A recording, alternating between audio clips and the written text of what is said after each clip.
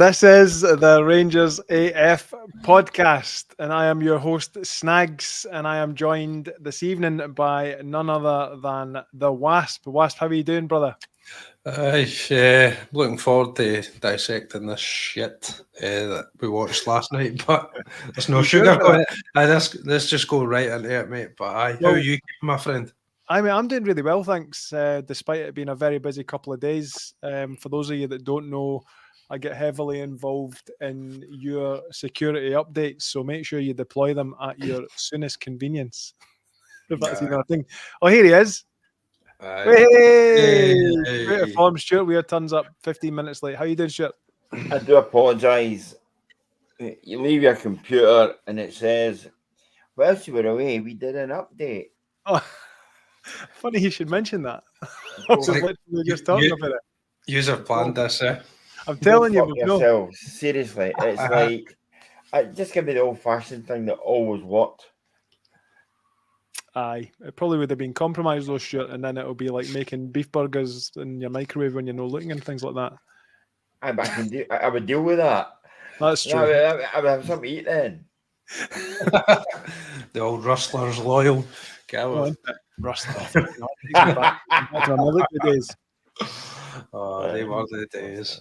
We used to queue, like when I was at RAF Prize Norton, and we used to go to like what we call the bop on camp, right? When it finished at like 2-3 o'clock in the morning, you would queue for a vending machine and a microwave.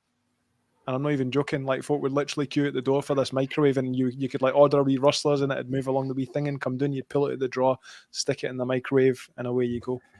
The last bop I was at a few years ago was at Minley Manor. And they had their all-night, their dinner, which started at something like 5 o'clock in the afternoon and finished after breakfast at 7:30 the following morning. And you literally just ate and drank all night. And it was, suddenly be summoned at, like, I don't know, 6:30. Breakfast is now being served. And it was like, no, I'll just have my salmon and scrambled eggs and just another bottle of that 1968 moat that we've got there. So Eric, after that year, didn't bother. Exactly. That'll do for the day. Don't be fucking chapping the corks back into it. Sorry to disappoint you, mate, but I was going to just touch on Motherwell quickly before we dive into last night, right? But I promise you I'm going to keep it brief, right? So basically, Motherwell, of course, right, was as predicted opening win of the season. Did anybody predict 2-1? I can't mind, but it was a sweet, convincing 2-1 victory, right? And maybe I'll come to you both for like maybe just one word that sums up your feelings on it before we swing the elephant in the room about a bit until it becomes a giraffe. I won't use this phrase often enough, right? But a possible Scott Wright hat trick occurred on that day. Obviously, it didn't actually happen. It was just a possibility of one. But one thing that kind of sticks out for me was that lovely ball from Tierney that came through for Scott Wright, and he found himself through and goal, and he didn't have a fucking clue what to do with himself. And then Dessers didn't either, so it was fine. But then, obviously, there was a goal from Cyril Dessers, assisted by Diamande. Which was nice. It was nice to see the wee man getting on his assist. And then obviously Motherwell reminded us of the riot that we are in defence, which was ridiculous. And Rangers' new signing Robin Propper, of course, opening his James Tavernier own goal appreciation club, getting his first stamp there, which is fabulous. And then Cherny scored that unbelievable goal. Rifling the shot into the top left-hand corner from the outside of the box. And actually, incidentally, he got the man of the match on the day, and I felt Connor Barron probably deserved it more, as I think he did last night as well, to be fair, which we'll talk about in a minute. But let me just come to you for your thoughts on it before we move on to last night's game. Wasp, you want to go first? I just thought it was bang average, mate. If I'm totally honest. If it wasn't for Cherny lighting up the place, then I just thought it was bang average. To be fair, like I couldn't take Robin Proper scoring at OG and Scott Wright scoring, just like,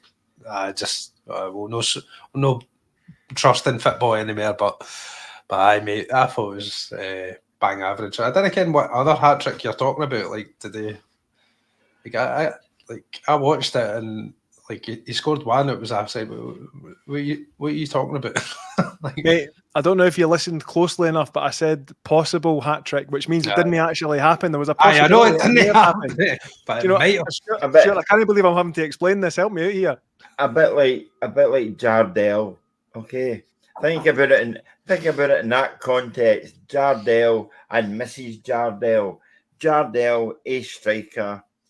Mrs. Jardel, keeping photographers going for at least 5 years, is stopping them retiring and making every Rangers press conference fully booked, except it didn't happen. And that's the kind of context you're looking for your hat trick. I can make it easier as well, Stuart. I can say Jardel, possible hat trick. Jardel's missus, definite hat trick. But I actually make it about 4 or 5 for her. So if you're looking for, you said one word for the Motherwell game, I would have said uninspiring, and left it at that, and it would be hi Margaret, and it would be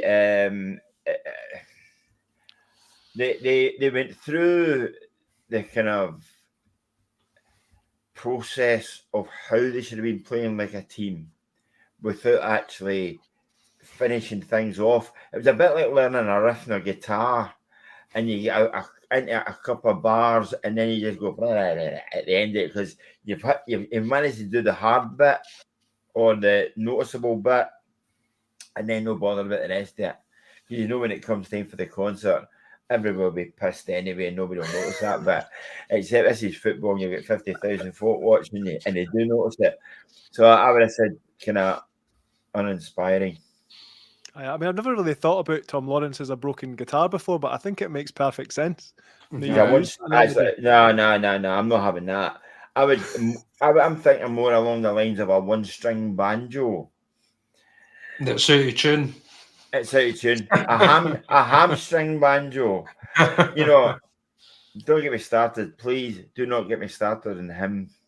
All right, we'll save that for the next game, which we'll talk about in a second. And I'm just wondering actually if that one string banjo that isn't finely tuned, when you actually pluck the string, all the horses within a radius of 500 miles come to you instantly. I think that would probably make sense. But anyway, I digress. So, Rangers versus Dynamo Kiev, right? Tie that should have seen us progress into the next round of the Champions League qualifiers, which would have been lovely on so many levels. However, that being said, I don't think we would have progressed in the next tie anyway. But that being said, Rangers lined up with Butland, Tav, Proper, Suter, Ridvan, Jeff Day, Diomande, Barron, Lawrence, McCausland and Dessers, and Dynamo Kiev obviously lining up with just Marco Guida and a suitcase full of cash, allegedly. And I thought, we might have played Chenny from the start in that game, given his Motherwell performance, but I think the manager was clearly rewarding McCausland for his performance in the previous tie, as we called out last time around. And to be honest, I'm on board with that. But Stuart, I'm going to come to you first. Obviously, I did predict last time around that Yefty would get sent off. And I know we're going to talk about this straight away without talking about anything else. I'm sorry about that, but I felt it was appropriate. But I didn't realise he was just warming up, obviously. But see, for me, right, his first yellow card was shocking. Mm-hmm. Absolutely shocking. And he's stamped on the guy. That's what he's done. Yeah. He's come in and he's stamped on the guy. And I'm like, what the fuck are you doing? And the commentators are like, oh, well, that's, he's a bit early with his yellow card. I'm like, he's fucking lucky not to get sent off the bat. That's shocking. And then obviously he had a couple of wee nibbles and he's already in the referee's mind. And I think, when it comes to that moment where he does actually jump for the ball and the player, clearly cons the ref, but unfortunately he's already in the ref's head. And so for me, it's no surprise. Even though it wasn't a foul at all. What was your thoughts on it? I tweeted last night at half time that there were one or two tap dancing in eggshells, and he was one of them. Yeah, and it was almost predictable. The the best word that sums up his initial challenge, which got him the yellow card, which listen, so many people are either ignoring that through choice or didn't see it or are completely naive when it comes to watching association soccer ball. But the word that describes that for me is sleek it. And I will give you who was a kind of past master at those wee digs and ended up in a hell of a lot of trouble as well too. One is Morelos used to do it, and the and he never got away with that event. No, because people start looking for these things. Another one was Fernando Rickson. Fernando Rickson persistently did the late challenge or the wee kick at people and ultimately get pulled up for it. So last night I was angry at the red card because it didn't constitute a red card. But what you actually said there, he's planted the seed and he's in the referee's mind. I'm not sure what Italian is for sleek it bastard, but that's what he's planted in his mind there. I'm going to be watching him. Yeah. And it completely ruined the game. The other thing I'll say on that is, for the life of me, and there are bits about Philippe Clement that I get, and other things just leave me like cold. Why take McCausland off when he's an absolute trier? And okay, things weren't coming off for him, but he's a winger. By their very nature, these things happen. And leave a guy who's a liability on the pitch, who even if he doesn't make a bad challenge, the referee could see it as such, as is what happened, and you're suddenly down to 10 men. And nobody wins today in football with 10 men.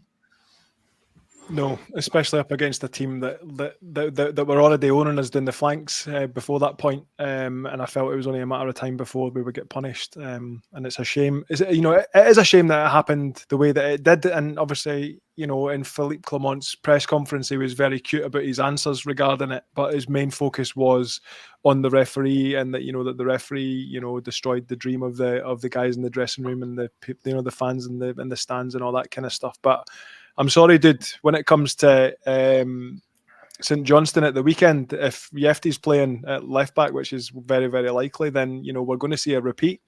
I'm afraid it's only a matter of time before he gets sent off again. But it is a shame, and it is a shame because I felt we could have won that tie. But as Steven says in the chat, actually, he's just saying that Europa League next challenge can't see us progressing very far, if any.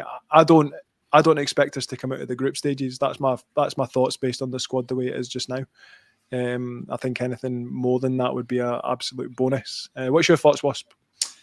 I can only echo what you guys have said. It was Clement, what Stewart was saying. Clement, some things they say you can get on board with. I'm kind of getting to the stage where I'm not quite losing patience, but there's things that I'm like, right, come on, players not being ready to go in and play a half of football. Decisions like, Hefty's on a yellow card. Obviously, where I was sitting, I was on the other side, the south stand, so I actually never saw his stand. But what you guys have said, you can't do that in football now. And even then, he's been lucky that, he got a yellow card and it never went to VAR if it was as naughty as you guys say. But I think the red card definitely changed the game. But you need to take yourself out of that situation. You gave the ref a decision, and it's just you didn't. If you've had 10 pints of lager and you bump into a big guy in the boozer and you say "out my way" and give him lip, you just take you need to just take yourself out of that situation because it's only got to end one way. And this is what I didn't get last night.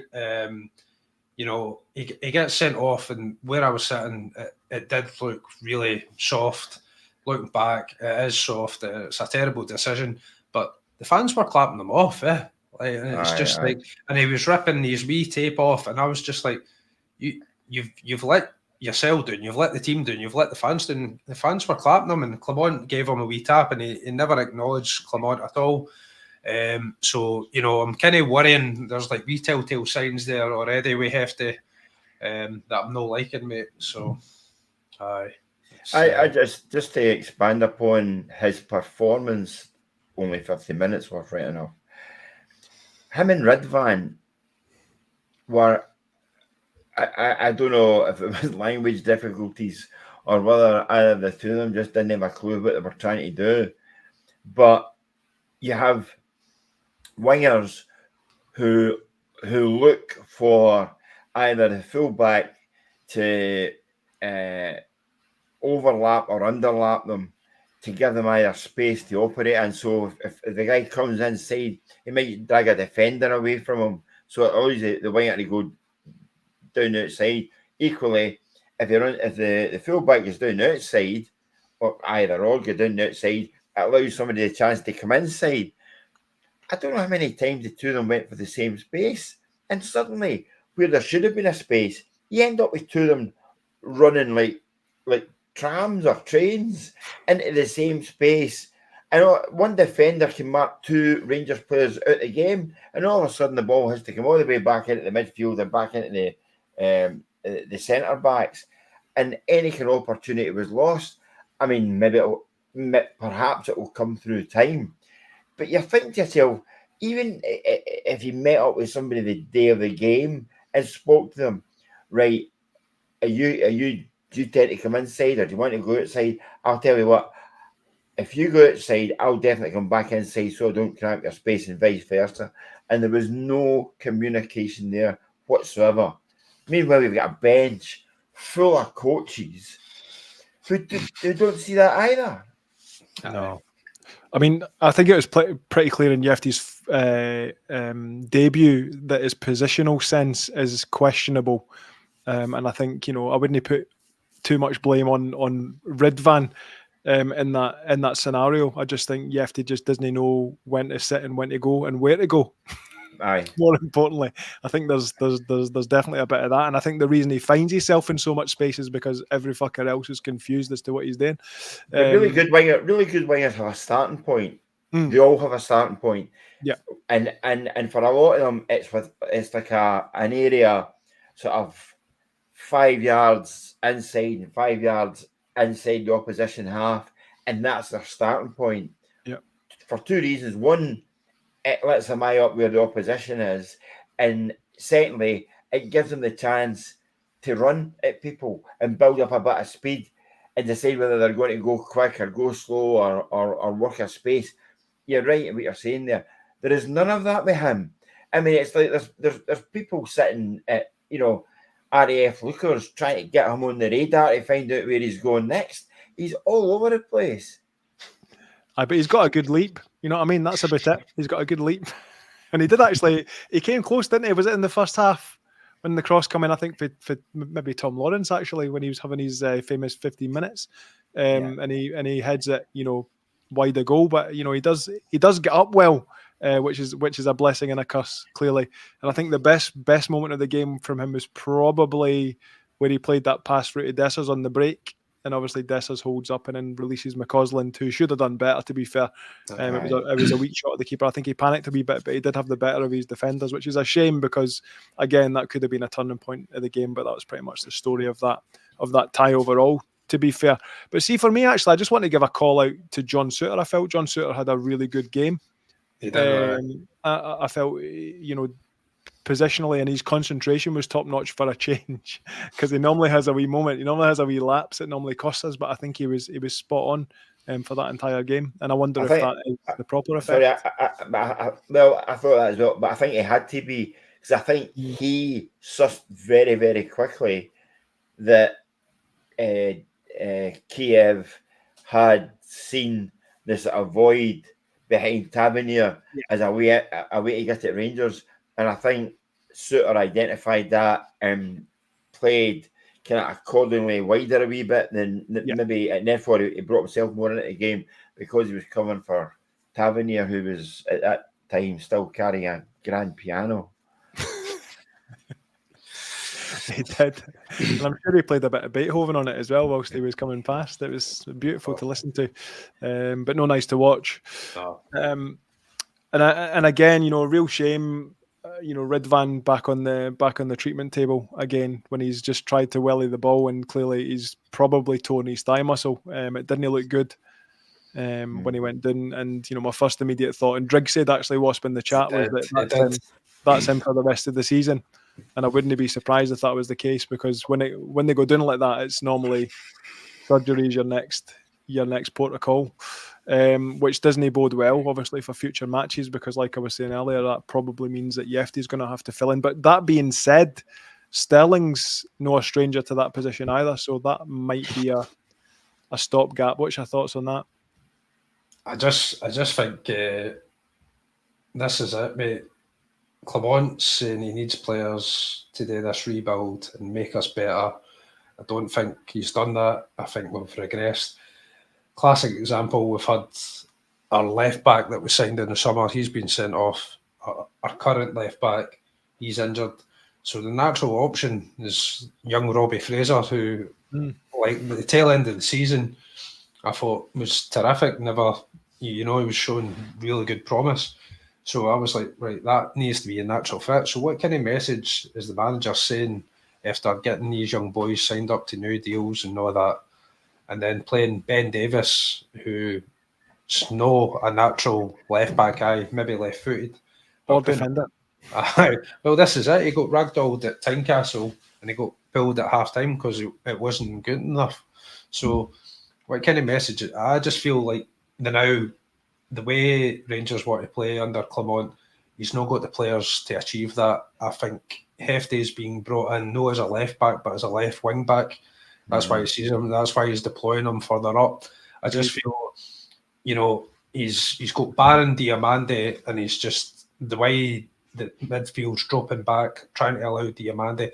I just feel like we've not got the players. And when you look last night, everybody's roaring to get Rangers to press the defence.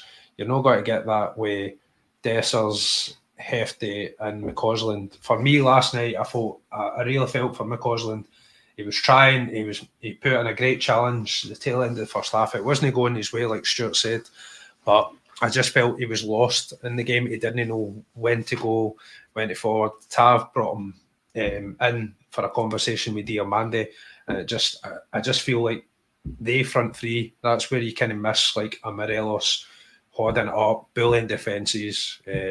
But that's what I feel with that. I wouldn't be surprised actually if Clement didn't suddenly revert to having three centre backs and having two wing backs, and that way he protects himself defensively for having that many players at the back, but it also gives Tavernier a bit more scope to come forward, and it also means that Yefty has got cover, so he might not be as liable to dive in. It also gives you then with the two hold midfielders, it gives you four in midfield and allows you to play proper attacking players in attack, as opposed to guys that think they know what you should be doing, but obviously don't.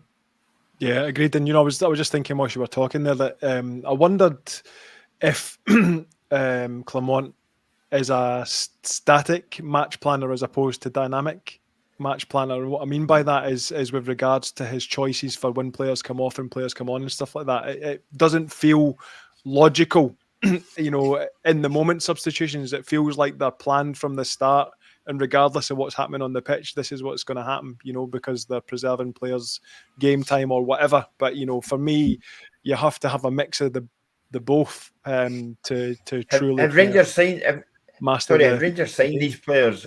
Have they signed these players, or are they at least hire agreement where they only can do so many thousand miles as a Ranger? Aye, exactly. And then at the end of it, you have to pay another £2 million because they've run about too much.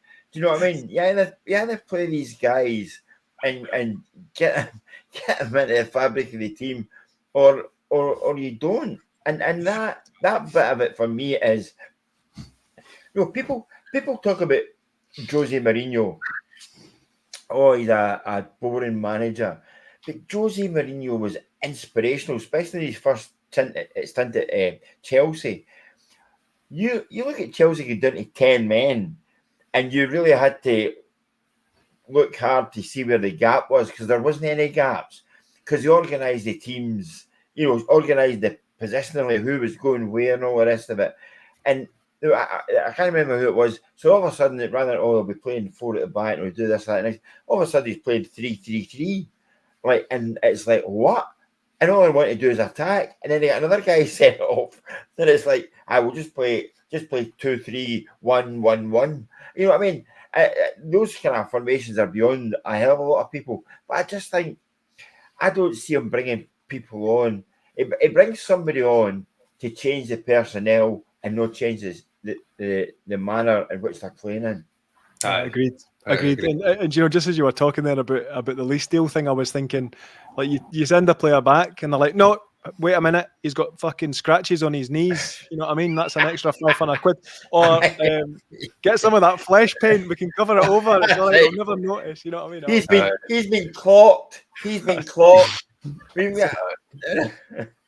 Rangers will be signing up for Klarna next day. This is how ridiculous this is getting. We're already deep in it, mate. We're already deep in it.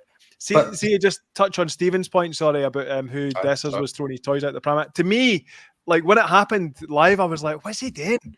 Like, he's just shouting randomly at nobody. But actually, when you watch it back, it's clearly at the fans.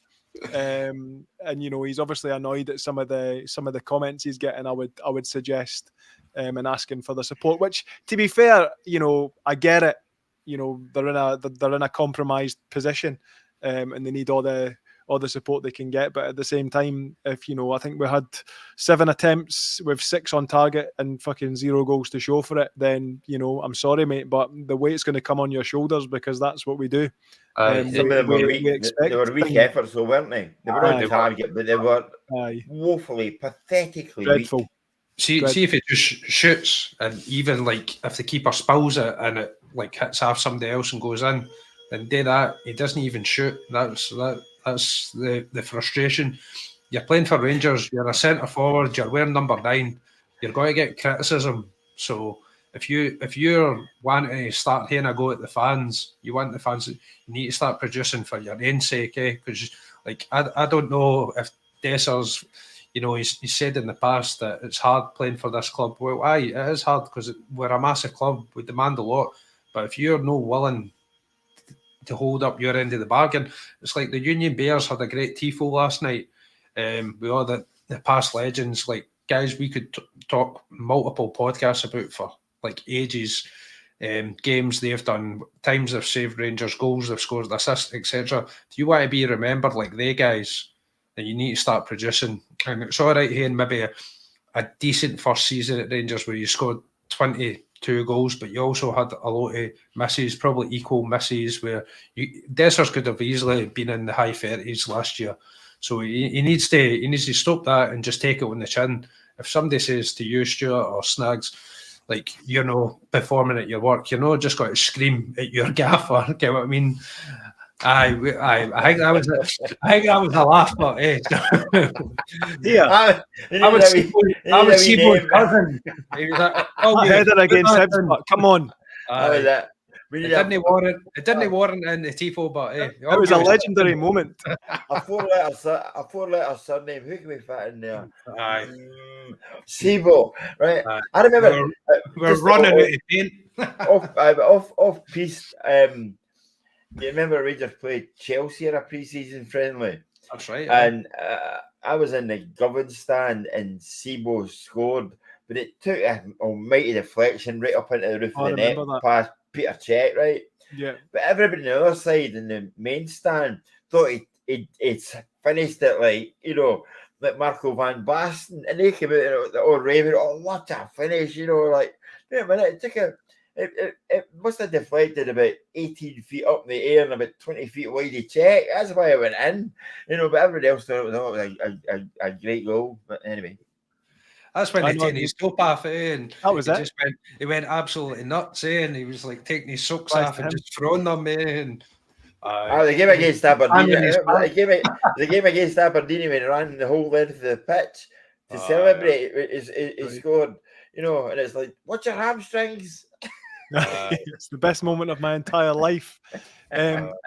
And I clocked as well Vladimir Weiss's name up on there, and I think, you know, to be fair, there was that, you know, I mean, it must have been played about 16 million times, that assist for Jelovic's goal, who one of my Dougs is named after, incidentally. And actually, Jelovic against Aberdeen as well, that overhead kick, I'm pretty sure that was against Aberdeen. But that was me, aye. Those were the days, eh? Those were the days, lads. I might labour this point, but I'll try not to. See only the legends that you've got at Ibrox and at Rangers. You've got a tier underneath that who, not quite legends, but they're Rangers greats. Yeah. And then you've probably got another tier under that where you come under like Rangers Grr. Right, stop. You know, Rangers fans' favourites sort of type thing. Yeah. There's guys in those other tiers underneath there that if somebody said to you, right, I've got the modern day version of X, Y, or Z. So if somebody came to you just now and said, I can lay my hands on Jonathan Johansson, Eric Bo Anderson, and Neil Murray, and you'd go, I'll take them. And that's how far the standards Neil's a pal actually, but you know, made me quite a few quid against Aberdeen in the cup final for scoring the opening goal. That's another story. But you see what I mean? I know that people are diehard and they've been brought up with Rangers all their days, but I'm not just saying they're accepting second best. They're accepting third, fourth, fifth, and sixth best just now, and and these guys look like it. I didn't see the name there. Ian Black. Give it. Post up your address the next time, and I'll start the engine. Okay. but that's the thing, Stuart. See all the names that they had last night. I was driving home thinking about this, right, and I was listening to all the pressers and that. And Clement's like, the boy Hamza Egamani, he's not ready because he doesn't speak English, and he's like trying to get up to speed with like European football, right? Morelos never spoke English, and he got thrown in and he scored. And then he was saying, what was it? You've got Hadji, who's like, it's just as fit. He's just played at the Euros. He's not getting played. Tom Lawrence is labouring. Like, he should be like in walking football. I just think he makes our team lazy. And then you've got like, he's like no willing to play Czerny. We've been crying out for a right winger forever, and he's no willing to play Czerny, who also went to the Euros. And because he's had like 5 pina coladas, the sports science are like, no, he can't play. He needs to play like 45 minutes. Like I just, Barry Ferguson went through injections playing for Rangers. Terry Butcher, like, you know, had half his head bloodied and still played. You know what I mean? Marvin Andrews, like, defined surgeons to play for Rangers. It's just like, geez, man, like, how far are we falling down that guys are not ready because they went on an all-inclusive holiday and had like some chips one day at the pool. You know what I mean? It's like, come on. Too far. Chips is a step too far. Aye. I mean, I thought I'll now, if you mentioned the name again, I will raise his name a bit like the Titanic, and it was Tom Lawrence. Rangers lost the first goal last night, and if you watch the replay of it, Tom Lawrence's attempted block on the shot was pathetic. 110 years ago, there were guys, supposed cowards on the front line in the First World War, were being shot and showed more bravery than what he showed at that point in time. It was absolutely ridiculous. You know, you've seen Rangers players through the years again, Tam Forsyth, John Brown, they would have thrown their head at the ball to make the block. It wouldn't have cared if they took it in the face, the chest, the guts, their nether regions. It wouldn't have mattered where they took it. They would have got the block in. And he runs up and then sort of jumps up and turns his back a wee bit and jumps to the side. No, I don't know how much it is for a one-way, bus ticket back to Wales, but I'd happily start a GoFund operation just to basically see how much I could get, pay for it in ginger bottles or something like that. That's not a team player. That's not somebody who's given their all for Rangers. No. And this is it, Stuart. I feel like we've got too many individuals. We've got too many individuals in that team who are looking for individual accolades. Where Connor Goldson summed up in a podcast I listened to before he left Rangers.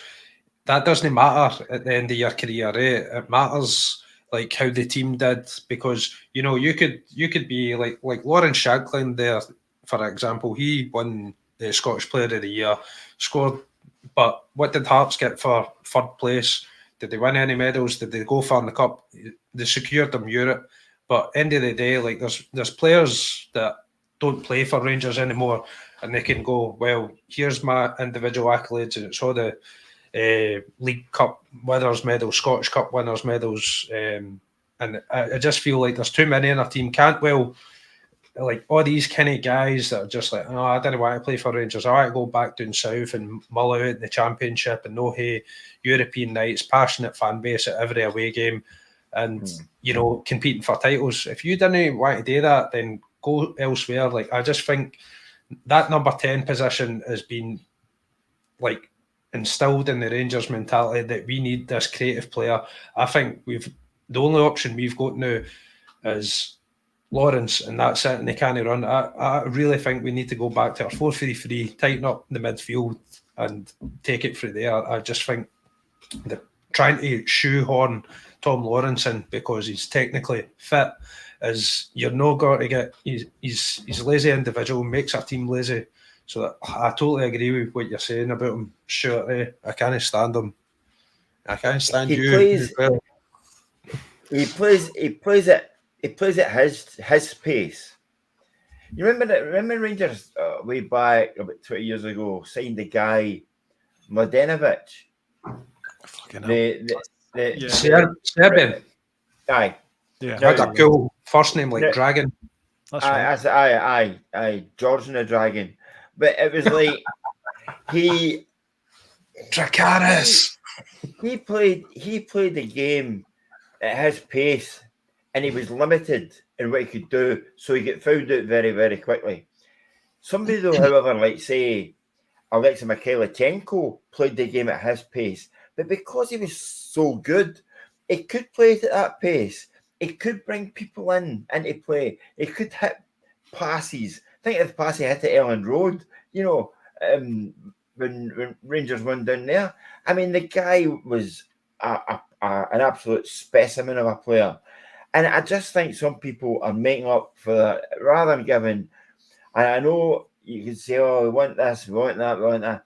See if you give 100% effort, 100% commitment, and 100% of everything you've got, people will give you time to basically come on your game. See if you're not giving any of that, there's a door. There's 100 players out there in the street that would probably do a better job than you would do. 100%. Like we caught Connor Barron, Snags. What do you think? Like I think he's the only one that's levels above.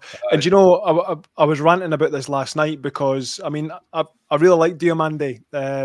He's a cracking player. He's got that ability to take 3-4 players out of the game and stuff like that. But last night, for whatever reason, he just wasn't showing. And McCausland was fucking raging at him at one point because he's looking for options. I think it was for a throw-in actually. He's looking for options, and Diomande is just like looking away. Like, do you know what I mean? Just no getting involved whatsoever. And I'm thinking to myself, like, mate, you need to take this game by the scruff of the neck. Do you know what I mean? And then you've got Connor Barron, who's literally everywhere. Who's literally everywhere. In the door. Aye, literally in the door, showing guys that have been there for a year, 2 years, 3 years, and longer. Yeah, this is what it is to play for Rangers. What does that tell you about the mentality of this team? I said it at the tail end of last season. When Rangers, if they win, they've got a game to play a game in hand, and they'll go X number of points clear. No, you've got to show the willingness to actually go out and win these games. Don't blame the pitch at Dundee. Don't blame a dodgy refereeing decision. When you've got a guy who walks through the door and is your man of the match week in, week out, that tells you exactly where your attitude is. Your attitude, the whole collective, your attitude stinks, because here's a boy being a big man in the middle of the Rangers midfield. And honestly, he's the kind of guy, touch wood, he keeps fit and he does his bit, because that's the kind of guy you could honestly build a team around. He's not the greatest technician, but he works his balls off to make tackles, to get into the right place. And then when he gets the ball, he suddenly goes, wait a minute, I'm on the ball here. Right, watch me. But in the way that Lawrence goes, watch me because I want to do something. It's like, watch me, I'll get Rangers going forward. Yeah, that's exactly what he does. And, you know, I'm looking forward to watching him grow a bit more as well, because that's exactly the sort of player we need to build a team around. You've spot on there. So let's park that game for the time being and move forward, because we need to look into the future, which is fucking painful in itself. And I'm thinking, like, you know, one of these wee fortune tellers with a wee crystal ball, but every time you go to look at it, it blows up in your face. Bit like that. So we've got St Johnstone on Saturday, right? It's at 17:45 hours because it is the League Cup, and I haven't got a fucking clue what channel it's on. One of the 20 that we fucking show games on now. Is it still sponsored by Skull? It's a while since I watched it. Thanks. It's going to be NordVPN because they fucking sponsor everything now. Like, it doesn't matter if it's a fucking YouTube video about sausages, you'll get NordVPN. You feel like your sausages are being watched on the internet. Anyway, so only this one. Aye, that's it. So we've got St Johnstone, right, who lost their opening fixture to Aberdeen. They beat Kilmarnock away 3-0, and Kilmarnock did get a red card. So I feel like it's written in the stars a wee bit how this game is going to turn out. But give us your predictions, Wasp. Oh, it's going to be a boring 1-0 victory. Like, what, the Rangers?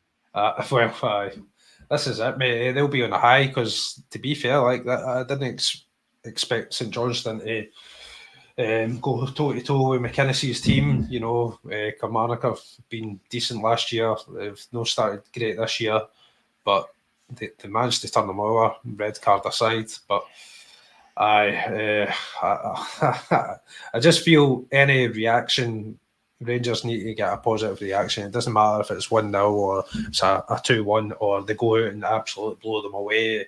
They need a positive reaction. Show like how many games win? 4 games. Aye. And a dreadful pre-season, and Clement's still saying judge my team come September. It's all like shit like this he's coming away with it, starting to do my head in, and it's just like, just get the win. We need to get some, you know, positive belief, get the fans on side, and, you know, just make some fucking decent changes. Like, didn't be scared to bring Tom Lawrence off and put like Sterling in the middle of the park, or, you know, just stop this favouritism, eh? Like, didn't get us wrong, we all got favourites in that, but sometimes you need to be practical and go what's best for the team. And I just feel like last night, the substitutions, Lawrence was needing off ages. I thought they would have sacrificed him when Hefty got sent off. Ben Davies at left back, come on, man, eh? Like, what is that saying to the young guys in the team? So, aye, that's my rant over, mate. More rants to come. Thanks, mate. I appreciate that. I'll go back to my Winston Churchill line. One is enough. Do you know? You cannot go into a game predicting goals or a goal fest, because it just isn't there. If Rangers score 3, it's more by chance than it is, or good fortune, than it is by, you know, having any ambitions or aims to score 3 goals. You take what you get just now, and I'm in with what Waspe said. You know, you get a goal and 1-1-0. 3 points will build a bit of confidence. It will see, you will see from that, well, actually we can win 1-0, and that's enough, you know. 100%, and shout out to Andrew Billy Bells as well. Good to see you, buddy. Do you know, sure, I was just thinking to myself that, you know, this is like, for me, I mean, last week was probably it, but we're at this point now where the balance is starting to tip towards the team and the manager. You know, it's coming away from the board now, and it's starting to tip towards the team and the manager, and rightly so.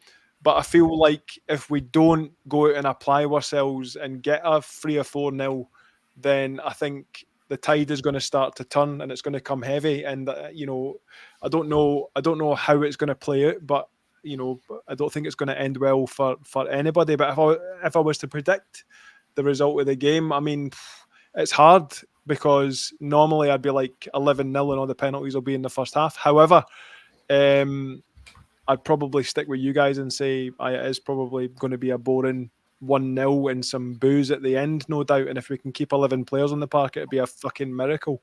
Where's the goal coming from? I'm saying 3 points. Of course, you don't get 3 points, but maybe, you know, it would affect any game just now, whether it's a cup tie or whether it's a league match. You take what's on offer. So if it's a place in the next round, you take it. If it's 3 points, you take that. All you're looking. But interrupted Wasp there. He's absolutely spot on. Where are these goals going to come from? Aye. It's not like you're winding. It's not like you're sitting there with somebody on, you know, quadruple Duracell batteries and wound up, ready to come on the pitch and say, "Out my road, I'll show you how to do it." And Rangers teams that have struggled in the past have had people coming on and have scored goals when you kind of least expected it. There is nobody there. You do not see it. And you also think, just to go back, does anybody actually know the kind of format of how Rangers play? Do they play through lines? Do they play wide? Because if you play wide, you've got to get crosses into the box, and they don't do that. If you're playing the passes, you've got to have guys that are either coming short or then running past the person with the ball that you go to pass to. There is none of that. That's what I'm saying, Stuart. I don't think he's got the players to play the way he wants. I was trying to see last night. He's wanting like these players that are able to do the press. You're not going to get that with McCausland. He's too tentative. Desser's just, you know, he likes roaming about. He's not willing to do the dirty stuff. And I just feel like we've not got that. We've not got a right back that can go up and down and track wingers back with decent pace. He's just getting caught out all the time. So you take Dessers and Tav out that team. Who's getting you double digits? There's no many. And you look at the bench, no many. We've got a striker that can barely walk, who's on the bench. But anyway, for that is another episode of the Rangers Mystery Tour. That's behind the red. That's behind the red button. And after midnight, folks. But see, I don't know whether it's a pride thing with Clement, but other Rangers managers far better than Clement has been or ever will be, I have to say, have basically swallowed their pride and gone for the pragmatic approach. Rangers struggled when Souness was the manager and they were looking for a goal. What did he do? He punted Big Goff up the pitch. Dick Advocat, when Rangers were porous in the middle, played Conterman as a defensive holding midfield player. Other managers, Walter Smith turned up at Celtic Park once with 5 centre-backs in the team, all playing in different positions. Such was his level of pragmatism. But he did that because it was that's what it took to win it. I agreed. And that's Sarah there, who I work with. Hi, Sarah, who you work. He actually works. Hi, she's back again. Hi, Sarah. Hi, Sarah. Nice to see you. Thanks for showing up. I'm on the Bears. So, Stuart, as you were saying there, in fact, Wasp, you need to go, didn't you? So I need to bounce, lads. I've got work today, unfortunately. No, five-a-sides. It's definitely no like Stuart. It's work trousers, but anyway, I'll need to go, boys. But I'll let you crack on, and I'll catch you another time. Right, anyways, we're just wrapping up anyway. See you later, mate. Right, shout out we'll to still the be here. We'll still be here Friday night. Especially if Stuart's on. Whoa! Right, boys, take it easy. Pleasure as always. All the best. Cheers, everyone. Cheers, mate. So, Stuart, just to touch on what you were saying there regards the kind of, you know, the system and stuff like that. I think and obviously Wasp touched on it as well. I think to identify a system of play, you need to have successful transitions and some combination play. And Rangers have struggled to put 2-3 passes together and create combinations. And I think that's where a lot of the confusion lies. It's clear that Clement likes his fullbacks to go high, and he likes aggressive press and stuff like that. But because of other points that we've alluded to regards individuals in the team, we're not getting a consistent fluidity, which is spoiling the sauce, so to speak. And I think that's one of many problems in this setup, from a squad level to a board level, and it doesn't bode well for the future for sure. I remember it being I was in Florida with Rangers in their winter break, and we got a chance. Advocat sat down with us, and basically it was one of those sort of sit downs where you're thinking, well, if we get a decent line out of this, we'll have done well. And we got a semi-decent line out of it. But what he actually did, he spoke up for about an hour and a half, and he gave you his entire game plan, his entire philosophy of how a team operates. Yep. And at that time, the problem he was having was finding a right back that would do what was sort of replicate what was happening on the left. So on the left, you had, say it was Newman, Van Bronckhorst, Alberts, McCann, and this is I know. Let's just stop it there, right? Aye, but it's like, but that's how they integrated. And on the right, you had Reyna, Barry Ferguson, Kanchelskis, whoever else it might be. But it was struggling for a right back. And I think Rickson was there, but Rickson was more a wing back, which meant he clashed with whoever was out wide and all the rest of it. Was they quite fitting in? Hence the reason I think that after that you had, in fact, I'll tell you who ended up playing right back, Barry Nicholson. Because Barry Nicholson could fill that space, but could basically just win the ball and pass it. And that's how simple it was. And he gave this whole philosophy of if he runs here and he runs there and they go there, that creates a space there. And you think to yourself, that's all, that's all well and good when you're pushing, cups and saucers around a table. And then I remember going to Dens Park just after that, and Rangers beat Dundee 6-0. And Rangers basically played 2-4-4. They played with 4 midfielders, 4 attackers, including 2 strikers and 2 wide guys. Yeah. And Moore and Amoruso, that was the defence. And they could play that because everybody knew where they were supposed to be. Yeah. And if they weren't there, somebody would be filling that space. And there is not that level of mentality or insight at Rangers just now, I think, either in terms of the manager or definitely in terms of the personnel. Yeah, 100%. And I think as well, one of the players that popped into my head there when you were talking about, players of old is, players that are kind of close to that standard, if you like. I would probably put Dujon Sterling in there. He's certainly somebody who's emerging that could be in that level of quality, but whether or not we could hang on to him to establish himself as a Rangers legend is another thing entirely. Likely not, but I just think there's such a mismatch in terms of levels across the pitch that that's also one of our major falling points. And I don't know where we go from here, mate, to be honest, because the rebuild is already happening. Allegedly. The rebuild augmented by 40 million quid that's not going to be there it's going to make interesting viewing, let's say. And you have to think that there are players being identified and they have looked at certain players. They must be hoping that nobody's copying their homework. You know what I mean? They must be hoping that nobody's picking up the same DVDs or attending the same matches and sitting in the same stand as somebody else, because right away you'll clock who it is that you're watching.